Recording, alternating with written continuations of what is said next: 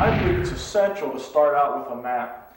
The map again is large, but it lets us look at so much country. We can define some of the fox and coyote travelways, the large barrier travelways in advance. It gives us direction to start looking.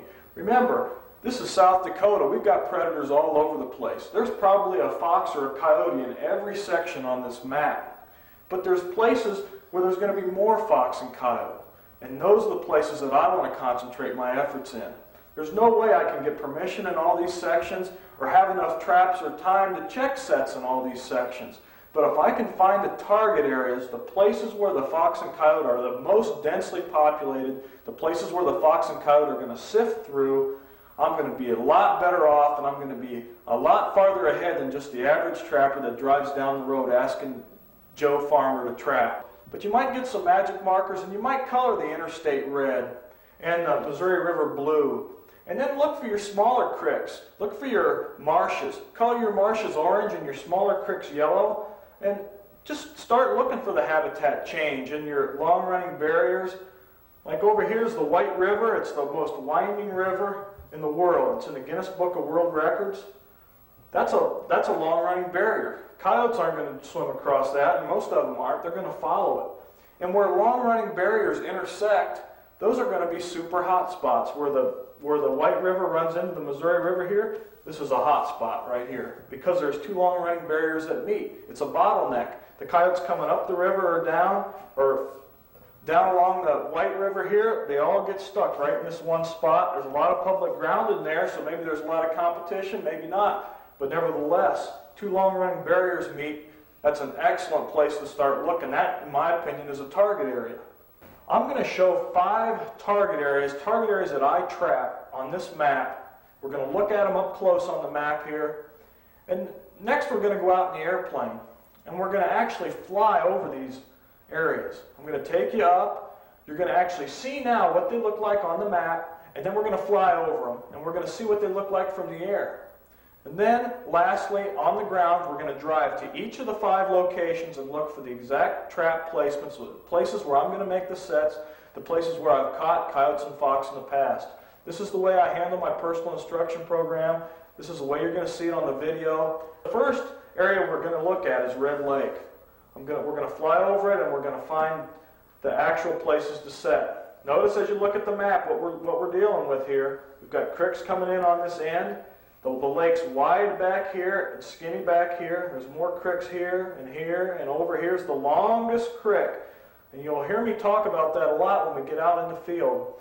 Look for the longest of anything, the longest fence row, the longest creek, the longest weed strip. Those are important. I believe those are the best places to set up for your predators. And this longest creek here is a hot spot because that's going to drain off more country than these shorter creeks. Okay, this would be our first stop. Our second spot is going to be over here on Mud Lake. This is another small marsh area. It looks like a spider laying out here, but there's all these creeks and drainages coming into it. There's a lot of ground around here with no real good roads. It's all unimproved roads around here. It's another excellent. We're in a totally different township. It's 7, 8, 9 miles from Red Lake. So we're getting in a totally different family group of fox, different family groups of coyote.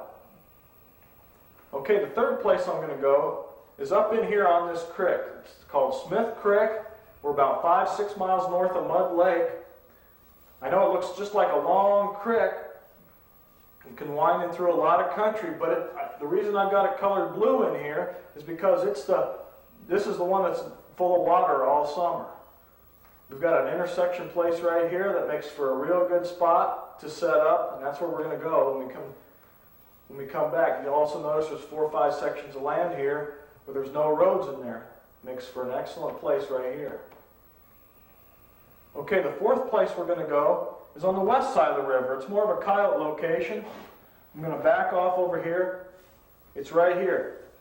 Down here in some of this public ground where the 2 major drainages intersect, the White River and the Missouri River itself. It's obvious why this is a target area, like I talked about before. 2 major drainages intersecting here. A lot of ground with no roads in it. A lot of creeks leading into the Missouri. Just a bottleneck for predators. And last, the place that we're going to hit is over here. I know from the map you may look at that and say you're just randomly picking places out. I'm really not. I'm going township by township. These are actual places that I trap during season.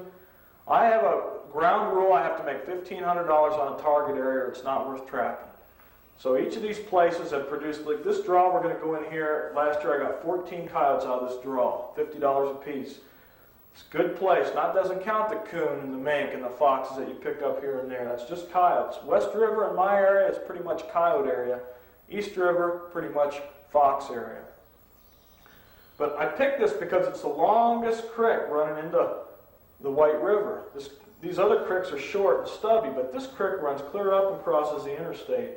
So it's the longest creek. It drains the most country. In essence, you have more predators moving through it. There's also prairie dog towns on here. There's stock ponds on here that aren't shown.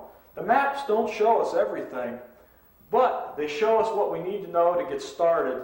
Very important things that get us in the right direction and get us far, far ahead of your average trapper that just goes out driving the roads looking for permission.